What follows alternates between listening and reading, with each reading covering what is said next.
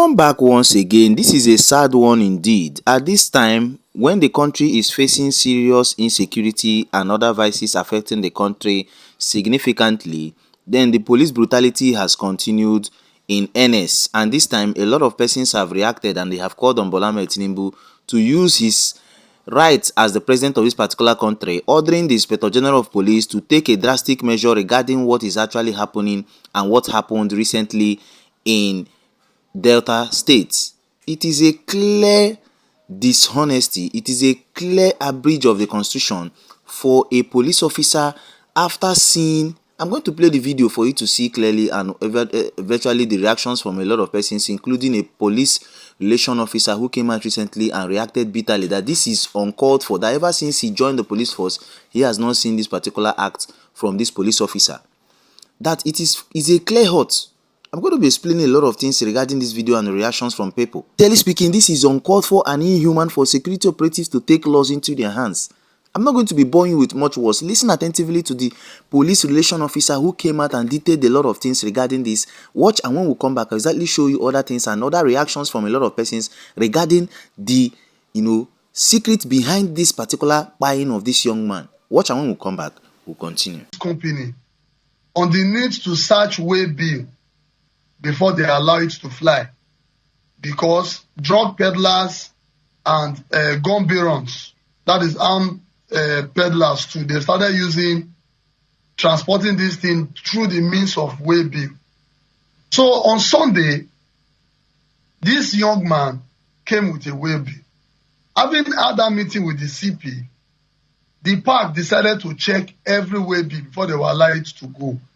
On checking that particular way bill, they saw a Beretta pistol with 4 rounds of live ammunition. They quickly arrested the guy and tied him to his back and called the area commander, Efurun Area Command, who now mandated a team, a surveillance team, led by this ASP, to go and bring the suspect. The instruction was very clear. Go and bring the suspect. That was the instruction.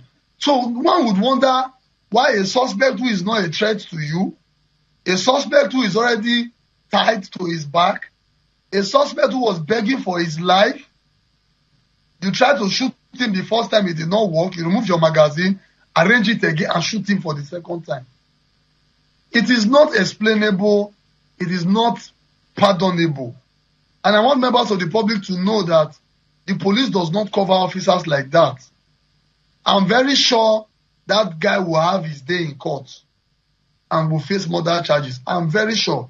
I will not speak for the top hierarchy of the force, but I'm certain that is the direction it is going, because as we speak, he left Asaba last night by night movement. They left Asaba to Benin to conclude his query, and they left Benin as at 8 p.m. yesterday going to Abuja. I believe as at this morning, they're already in the force headquarters, because he will be dealt with. There is already an ongoing section of the force disciplinary committee that will handle his case, and I believe by the end of today, we will hear the outcome of that section. So it is not something we can explain. He only knows, he's the only one that can explain why he did what he did, and he will use his head to carry what he has across. The music he has started playing, like I've always been saying, he will dance to it, because that guy has a right to life. Every suspect has a right to life. Nobody has the monopoly of violence. You don't just go about killing people because you are bearing firearm given to you by the government of Nigeria to protect life and property. It's not making any sense to me. Then on the issue of the address code, that's because the surveillance team attached to the area command, Efurun. That's why they appear like that. Come back once again. I believe you've listened attentively to the Delta State Police PRO, Bright Edefe, who has actually provided and clear updates on the alleged extrajudicial buying in the state, insisting that every suspect has the right to life and the law must take its course. Now, when we begin to, analyze this particular incident that occurred, you begin to understand that there are a lot of conspiracy beneath this particular buying of this young man. And it is clear. A lot of persons have been hurt watching what happened to this 28-year-old Ogidimena in Delta State. Okay, let me say this clearly. And when the full weight of the law behind it, look at Section 33 of 1999 Constitution, which guarantees the right to life. No police officer has the right to take, that life except in very strict situation. This was not one of them under the criminal code. What happened here points to one thing named as murder. Now let's talk like real people. Let's analyze it, from another perspective. A person arrived at the park. They asked the boy who came to pick it, what is inside? This is a clear question. And the boy said, my friend sent me. That is a simple question. Why didn't they focus on the person who sent the parcel? Who should the law be interested in? The messenger or the owner of the parcel? From the moment the investigation already went wrong, then the police came as officers on duty, which are actually doing their operation. They met a man who was already tied, already disarmed, already surrounded, no threat, no danger. Yet this same ASP Ogbege pulled the trigger, shot him. He didn't buy at that point when he shot him just one. They carried him alive into the police vehicle, and instead of taking him inside for proper investigation so that other culprits will be apprehended at the station, he was shot yet again and again and again until he died. Sincerely speaking, there are lots beneath this particular story. Let's not just pretend that this is not arrest, that is not investigation, that is what we call extrajudicial buying. But here is where it gets even more disturbing, sincerely speaking. The same man who could have led the police to the sender, the source of the parcel, the possible network was silenced immediately. So let me ask this clear question. Many people are probably deterred to ask, why was the buying before he could talk? Why did it come before this man could talk? Was it anger? Or was someone trying to make sure certain names are never mentioned?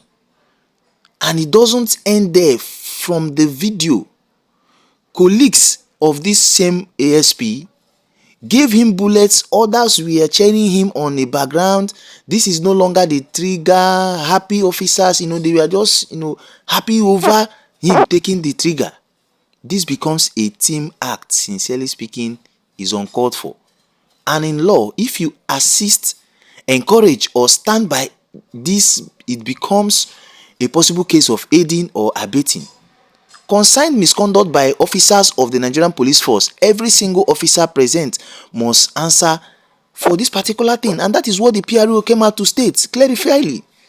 That this is not the act of the police. Police is the friend of the masses, but this particular act is uncalled for. That he has not even seen it ever since he joined the police force.